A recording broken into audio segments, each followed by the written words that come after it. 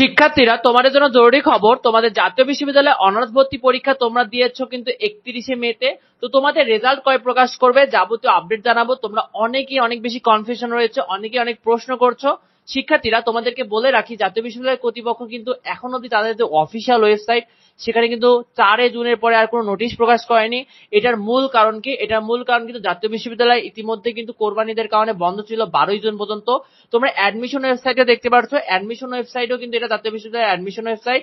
এখানেও তারা কোনো প্রকার নোটিশ দেয়নি, অর্থাৎ জাতীয় বিশ্ববিদ্যালয়ের কার্যক্রম কিন্তু গতকাল থেকে শুরু হয়েছে, অর্থাৎ 12 জুন থেকে শুরু করেছে। এটা কিন্তু জাতীয় বিশ্ববিদ্যালয়ের রেজাল্ট ওয়েবসাইট। শিক্ষার্থীরা, এই রেজাল্ট ওয়েবসাইটেও তারা কোনো রকম নোটিশ এখনো প্রকাশ করেনি।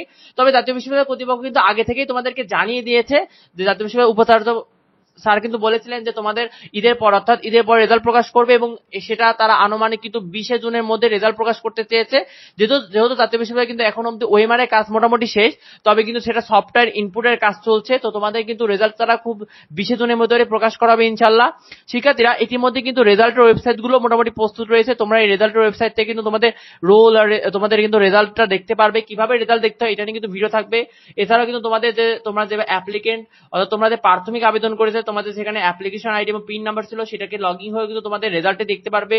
দেখো, জাতীয় বিশ্ববিদ্যালয়ে কিন্তু অনেক বড় ভাবে কিন্তু অ্যাডমিশন পরীক্ষা হয়েছে, অনেক শিক্ষার্থী, সেক্ষেত্রে কিছুটা সময় লাগছে। তবে তারা খুব দ্রুতই তোমাদের কিন্তু নোটিশ প্রকাশ করবে এই রেজাল্টের, এবং রেজাল্টের নোটিশ প্রকাশ করার মাত্র কিন্তু আমাদের চ্যানেলে তোমাদেরকে জানিয়ে দেওয়া হবে। তো অবশ্যই তোমরা আমাদের চ্যানেলটিকে সাবস্ক্রাইব করে রেখো, এবং কোনো টেনশনে কোনো কিছু নেই।